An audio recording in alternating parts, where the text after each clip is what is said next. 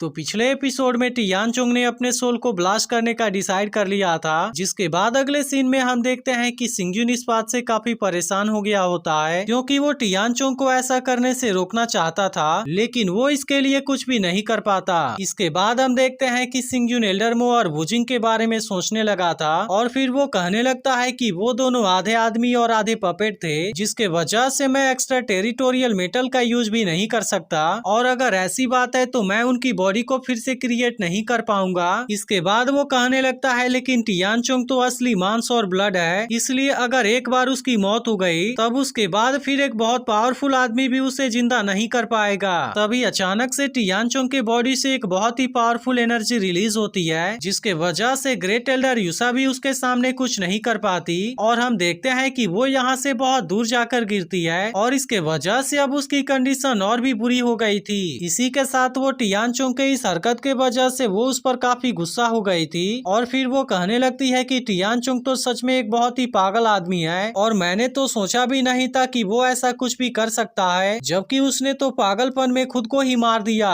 तभी इसी बीच दूसरी वाली एल्डर भी उसके पास में आ गई थी, और हम देखते हैं कि वो भी टियानचोंग के ऊपर बहुत ही ज्यादा गुस्सा होती है, और फिर कहती है कि ये सभी मरना ही डिजर्व करते हैं। लेकिन इसी के साथ हम देखते हैं कि ग्रेट एल्डर युसा ने सिंगजुन का मजाक उड़ाना शुरू कर दिया था, और फिर वो उससे कहने लगती है कि अगर तुम टॉप पर भी पहुंच गए तो क्या हुआ, और इसके अलावा मुझे यह भी पता है कि तुमने अब तक यहाँ के सारे एल्डर को भी मार दिया होगा, और इसके अलावा तुम्हारे वजह से ही मैंने अपने एक हाथ को भी खो दिया है, लेकिन क्या तुम अभी भी यहाँ पर रुकना चाहते हो। अब इतनी बात कहने के बाद वो टियानचोंग के पास वाले इंपीरियल वेपन को अपने पास में रख लेती है, लेकिन इसे देखते ही सिंगजुन इसके ऊपर बहुत ज्यादा गुस्सा हो गया था, और फिर वो ग्रेट एल्डर युसा से कहता है कि तुम इस क्लॉज को नीचे रख दो, लेकिन ग्रेट एल्डर युसा इस वक्त इसके किसी भी बात को मानने के लिए रेडी नहीं थी, और फिर वो सिंगजुन से कहने लगती है कि क्या हुआ, क्या तुम इसे लेना चाहते हो। इसी के साथ वो उसे कहती है कि भले ही यह चीज मेरे किसी काम की नहीं है, लेकिन फिर भी यह चीज इंपीरियल लेवल वाली एक रेयर वेपन है, और इसीलिए मैं इसे तुम्हें किसी भी कीमत पर नहीं देना चाहती।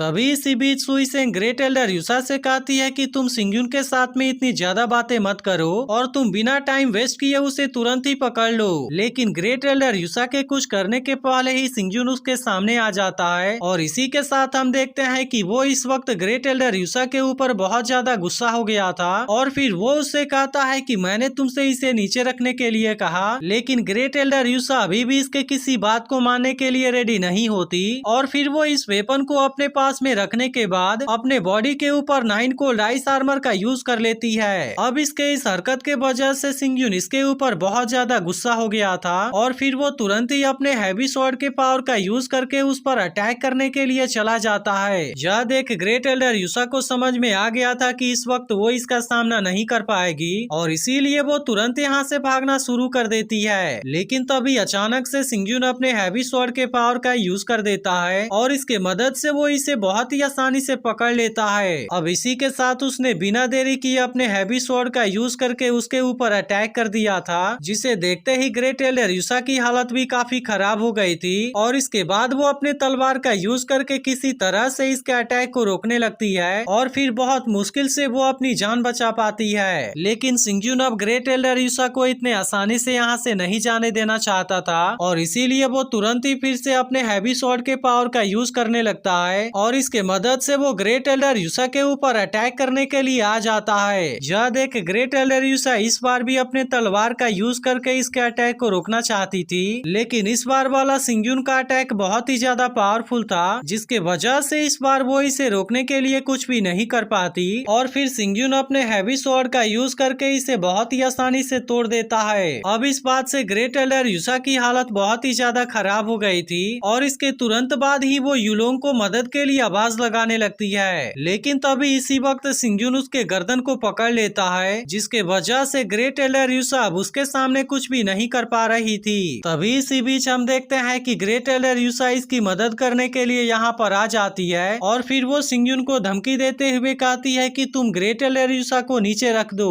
अब इसी के साथ उसने यहाँ पर अपने किसी पावर का भी यूज करना शुरू कर दिया था, जिसे देख सिंगजुन कहता है कि अच्छा तो तुम भी मेरा सामना करना चाहती हो, और अब इतनी बात कहने के बाद वो ग्रेट एल्डर युसा को बहुत तेज स्पीड से यहाँ से फेंक देता है, जिसके बाद हम देखते हैं है कि युलोंग भी इसे बचाने के लिए कुछ भी नहीं कर पाती और अब इसके वजह से ग्रेट एल्डर यूसा और भी बुरे तरीके से जख्मी हो गई थी। तभी इसी बीच सिंगयुन इसके गर्दन के ऊपर भी अपने तलवार को रख देता है और इसके बाद वो उससे कहता है कि अगर तुम ग्रेट एल्डर यूसा को खोजना चाहती हो तब इसके लिए खुद तुम्हें भी यहाँ से नीचे जाना होगा। और इतनी बात कहने के बाद वो युलोंग के ऊपर भी अटैक करने की कोशिश करता है, लेकिन यह देखते ही युलोंग किसी तरह से इसके अटैक से खुद को बचा लेती है। और इसके अलावा अब उसने इसका सामना करने के लिए अपने पावर को भी एक्टिवेट कर लिया था, जिसका यूज करके वो सिंगयुन को मार देना चाहती थी। लेकिन इसके कुछ करने के पहले सिंगयुन अपने हैवी स्वॉर्ड से उसे जख्मी कर देता है, जिसके वजह से युलोंग सिंगयुन के ऊपर अपने पावर का यूज नहीं कर पाती।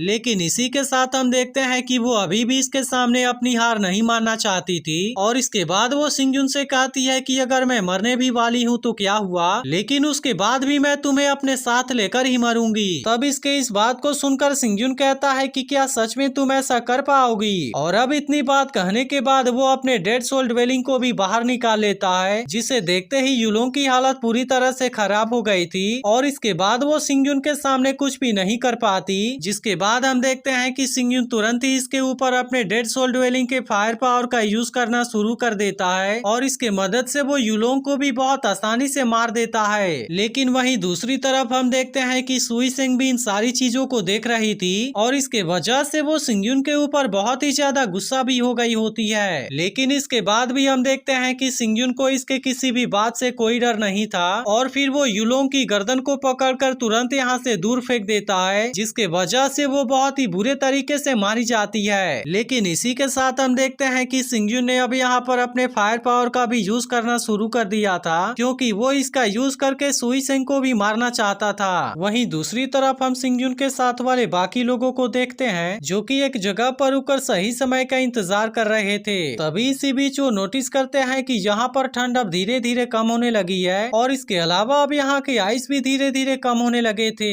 अब इसके बारे में पता चलते ही सभी लोग इसके लिए अलर्ट हो जाते हैं और इसके बाद इसमें से एक लड़का कहने लगता है कि कोल्ड आइस फॉर्मेशन अब धीरे धीरे ढीला होने लगा है और इसके अलावा अब यहाँ के आसपास की आइस भी धीरे धीरे कम होने लगी है, जो कि असल में वान हान आइस होल से बिलोंग करती है। अब इसके बारे में सोचकर ये सभी काफी खुश होने लगे थे, क्योंकि इनको ऐसा लगने लगा था कि सिंगयुन इसमें कामयाब हो गया है। तभी इसी बीच हम देखते हैं कि आर्मी के दोनों कैप्टन भी यहाँ पर आ जाते हैं और फिर इनसे बताते हैं कि हमारी आर्मी जहाँ पर रुकी हुई थी वहाँ की ठंड पूरी तरह से गायब हो गई है, जिसके वजह से वो बहुत ही आसानी से अब आगे की तरफ जाने लगे हैं। इसीलिए वो इनसे कहने लगते हैं कि अब ऐसा लगता है कि हम पूरी तरह से सेफ हैं, क्योंकि 9 कोल्ड पीक के ऊपर की भी स्नो भी अब धीरे धीरे कम होने लगी है, इसलिए हम इसका फायदा उठाकर किसी भी वक्त वहाँ पर जा सकते हैं। अब इसके बारे में सुनकर मिस येन भी इसके लिए मान गई थी। तभी क्वान यू कहने लगती है अगर ऐसी बात है तो फिर हम सिंगयुन के इंस्ट्रक्शन को फॉलो करेंगे, इसीलिए पूरी आर्मी सबसे पहले जियू हानफेंग को मारने के लिए जाएगी। और इसी के साथ वो इनसे कहती है कि इसमें कोई भी देरी नहीं होनी चाहिए। अब इसके इस बात को सुनकर मिस येन भी इसके लिए मान गई थी और इसी के साथ वो बाकी लोगों से भी इसके लिए रेडी हो जाने के लिए कहती है। इसके बाद वो इन दोनों कैप्टन से कहती है कि तुम भी अपनी आर्मी के साथ में पूरी तरह से रेडी हो जाओ, क्योंकि हम भी बहुत ही जल्द पीक के ऊपर जाने के लिए निकल जाएंगे। अब इसके इस बात को सुनकर वे दोनों कैप्टन तुरंत यहाँ से चले जाते हैं। लेकिन तभी इसी वक्त ये सभी लोग देखते हैं कि क्वान यू किसी बात से काफी परेशान हो गई थी और इसीलिए वो क्वान यू से इसके बारे में पूछने लगते हैं, क्योंकि वो भी जानना चाहते हैं कि अचानक से उसे क्या हो गया।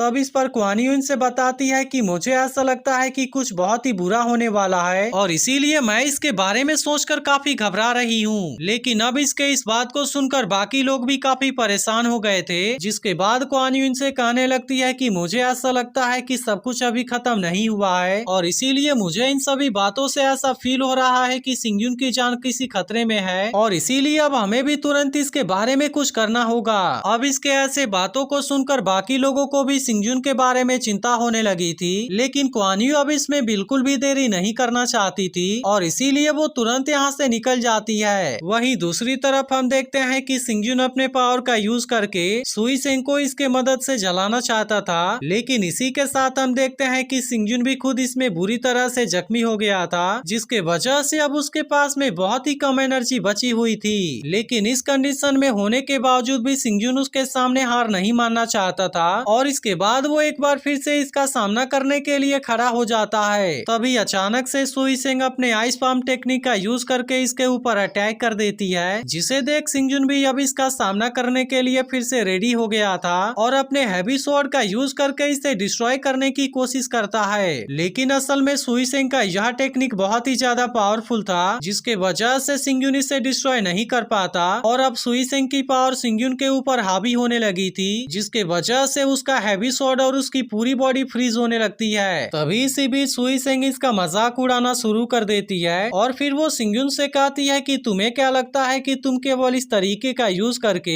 मेरे इस पूरे जगह को जला पाओगे। और अब इतनी बात कहने के बाद वो इसके फायर को पूरी तरह से मिटा देती है। इसके बाद वो कहती है कि ग्रेट आइस सोल फॉर्मेशन को मिटा पाना इतनी भी आसान बात नहीं है और इसके अलावा अब तो मेरी कल्टीवेशन भी पहले से बहुत ज्यादा बढ़ गई है, जिसके वजह से तुम और तुम्हारे सभी लोग भी मिलकर मेरा कुछ नहीं कर पाएंगे। और इसके अलावा इसमें भी ज्यादा जरूरी बात यह है कि मैं किसी भी कीमत पर इस बैटल को नहीं हारना चाहती और इसीलिए मैं इसमें जीतने के लिए कुछ भी करने के लिए रेडी हूँ। लेकिन इसी के साथ हम देखते हैं कि सिंगजुन भी इतनी आसानी से इसके सामने हार नहीं मानना चाहता था और इसके बाद वो फिर से अपने पावर का यूज करके खुद को आजाद करा लेता है, जिसे देखते ही सुई सेंग अब इसके ऊपर और भी ज्यादा गुस्सा हो गई थी और फिर वो उसे कहती है कि क्या तुम अभी भी मेरा सामना करना चाहते हो। अब इतनी बात कहने के बाद वो फिर से अपने आइस पाम टेक्निक का यूज करके इसके ऊपर अटैक कर देती है, लेकिन इस बार सिंगजुन इसे रोकने के लिए बिल्कुल भी तैयार नहीं था, जिसके वजह से वो इसके अटैक से बुरे तरीके से जख्मी हो जाता है और इसके अलावा अब तो वो सुई सेंग के सामने खड़ा भी नहीं हो पा रहा था। तभी इसी बीच हम देखते हैं कि सुई सेंग लियू सियान को भी यहाँ पर ला देती है, जो कि सिंगजुन को ऐसे हालत में देखते ही बहुत ही ज्यादा परेशान होने लगी थी। लेकिन सिंगजुन भी अब इस वक्त बहुत ही बुरे तरीके से जख्मी हो गया था और इसी वजह से वो इसके बारे में कुछ भी नहीं कर पा रहा था। इसके बाद एपिसोड यहीं पर एंड हो जाता है, लेकिन अगर आपने इसके पिछले एपिसोड को मिस कर दिया हो तो लेफ्ट वाली वीडियो जरूर देख लेना